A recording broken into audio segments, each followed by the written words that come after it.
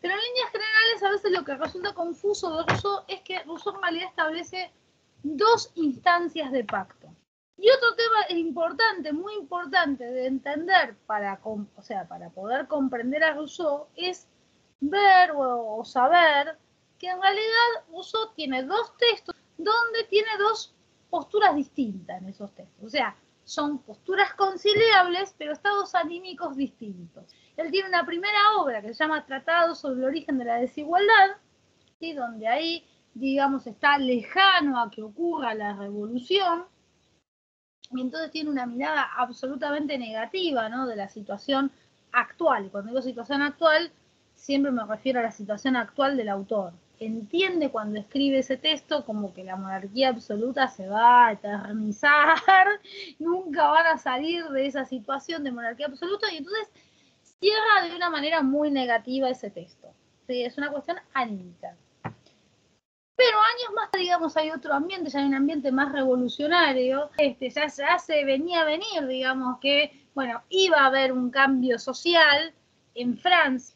Y entonces ahí su estado anímico cambia y crea el contrato social, donde tiene una visión más positiva de la sociedad. Entonces eso influye mucho justamente a cómo modifica levemente su postura, y es una modificación conciliable. El texto del manual, ¿sí?, se basa en el discurso o tratado sobre el origen de la desigualdad en toda la primera parte, ¿sí?, hasta llegar a ese pacto engañoso y al resultado del pacto engañoso, la sociedad precivil. Y luego lo que es contrato social y sociedad civil, que es más breve en realidad en el texto, se basa en el texto del contrato social. Vamos primero al esquema. Nosotros vimos en todos los otros, vimos en Hobbes y en Locke, que los contractualistas hablaban de un estado de naturaleza, un pacto, y que ese pacto permitía la salida del estado de naturaleza y generaba una sociedad civil, o sea, una sociedad regulada por leyes. Bueno, ¿qué pasa con Rousseau? Rousseau duplica la instancia del pacto. Primero es el estado de naturaleza, luego es el pacto que él denomina engañoso. De ese pacto engañoso se sale del estado de naturaleza, pero no se llega a una sociedad civil, dice Rousseau. Se llega a una sociedad precivil. ¿Por qué precivil? Porque es una monarquía absoluta. ¿Qué nos va a decir más tarde en el contrato social Rousseau? Que como ese pacto fue engañoso, ¿sí?, ese pacto es inválido, la sociedad que se formó es injusta, ese pacto engañoso hay que anularlo, hay que tacharlo, y generar una nueva instancia de pacto, que para diferenciarla de la primera, la llama contrato social. Se genera ahí sí la sociedad civil, que es una democracia republicana, ¿sí? Ese es el esquema de Rousseau. Es decir, que antes de la sociedad civil hay una sociedad precivil y está apuntando a la monarquía como sociedad precivil, es decir, a la sociedad de su momento, a su momento actual. Bien, vamos por parte. A Rousseau, como la primera obra, cuando hablamos del estado de naturaleza, estamos hablando de la primera obra, es una obra donde él se plantea cómo surge la desigualdad política o moral, ¿sí? Y entonces él distingue en ese tratado dos tipos de desigualdad. Una desigualdad natural y una desigualdad política o moral. ¿Sí? Ese es el término que le da Rousseau a esa desigualdad. La desigualdad natural es la desigualdad que está en la naturaleza, ¿sí?, como por ejemplo decir que unos son hombres, otros son mujeres, o que esa es una, la de género. Otra desigualdad de la naturaleza es la edad, ¿sí? Unos son viejos, otros son jóvenes, ¿sí?, o unos son de mediana edad, otros son niños, etcétera, etcétera. O sea, no tenemos todos la misma edad. ¿Sí? Esa es una desigualdad natural. Y otra desigualdad natural tiene que ver con las habilidades, ¿sí? Algunos son muy astutos y otros no son tan astutos, pero son más fuertes, otros son hábiles en determinado tipo de tareas y inútiles en otras. Entonces, eso es una desigualdad natural. Con respecto a la desigualdad natural, no podemos hacer nada, dice Rousseau. Es más, la desigualdad natural es necesaria, dice Rousseau. ¿Por qué es necesaria?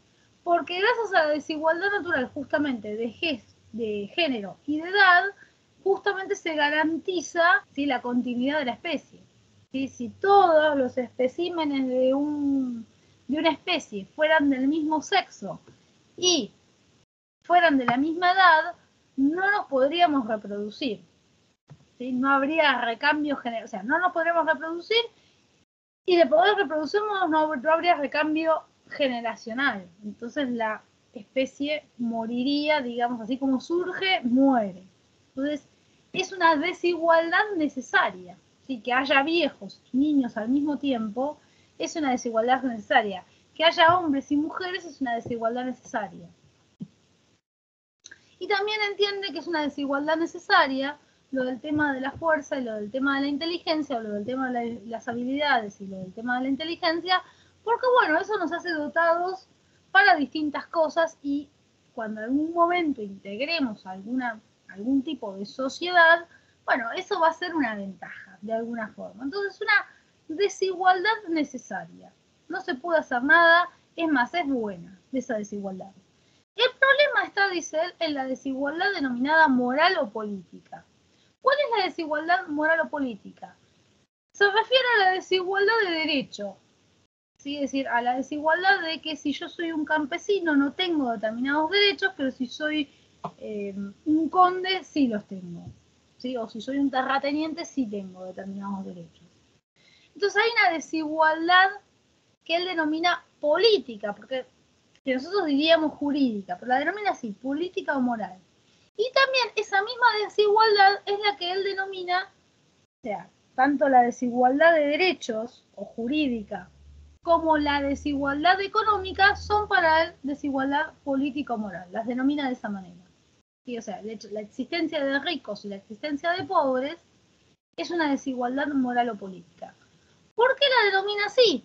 Porque moral justamente porque considera que es inmoral, o sea, que es una desigualdad realmente que no es buena para nada. Y es esa desigualdad la que él quiere desentrañar en qué momento se origina. O sea, por la naturaleza, la desigualdad natural no podemos hacer absolutamente nada, es más, es necesaria que exista, pero de la desigualdad moral sí podemos hacer cosas. Entonces, ahí es donde está el problema y es eso lo que él se propone investigar.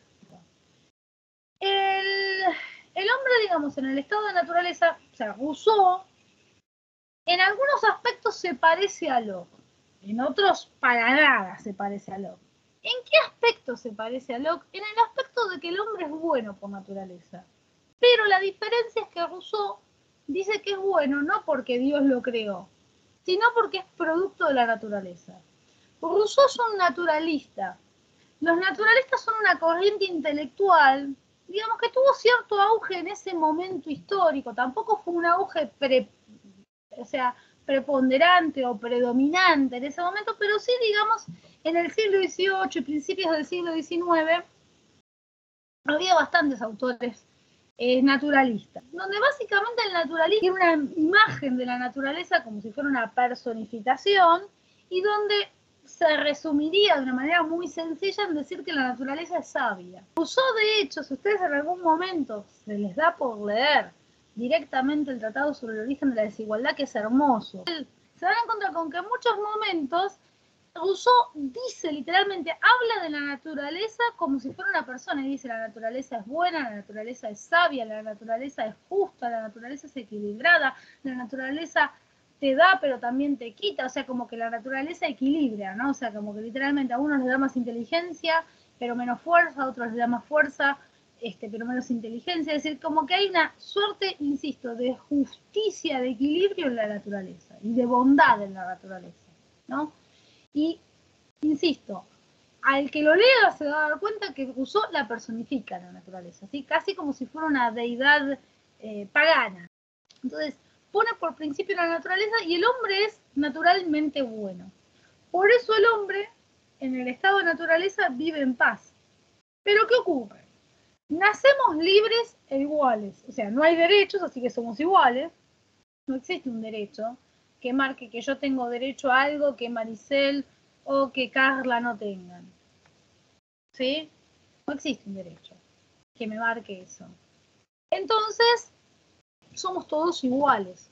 Además, más allá de la desigualdad natural, están equilibradas las fuerzas. Así lo justifica Rousseau, ¿no? Como que estamos equilibrados en la naturaleza. Y somos libres, tenemos libertad absoluta de todo. No hay propiedad privada en la naturaleza, ni puede haberla. En el estado de naturaleza no hay propiedad privada, ni puede haberla. Si el hombre se apropia de los bienes de la naturaleza, no queda otra tampoco, porque si no se muere de inanición, ¿sí? O sea, tengo que cazar una liebre o, no sé, agarrar una manzana para comer, porque si no me muero de hambre, pero no existe la propiedad privada, ¿sí? Los bienes son de todos. Pero a diferencia de Hobbes, no va a haber guerra por esos bienes. Los bienes son abundantes en la naturaleza. Y todos desarrollamos o sea, como estamos solos, nadie nos jode la vida, básicamente. Un poco el planteo de Rousseau en el Tratado sobre el origen de la desigualdad es que el otro, ¿no? La compañía de los otros te va restringiendo algunas cosas, ¿no? Y como el hombre en el estado de naturaleza no tiene ninguna compañía, está absolutamente libre, tranquilo, ¿no? Y puede hacer lo que quiere, ¿no? Puede desarrollar al máximo sus potencialidades. En eso Rousseau es un ilustrado, ¿sí?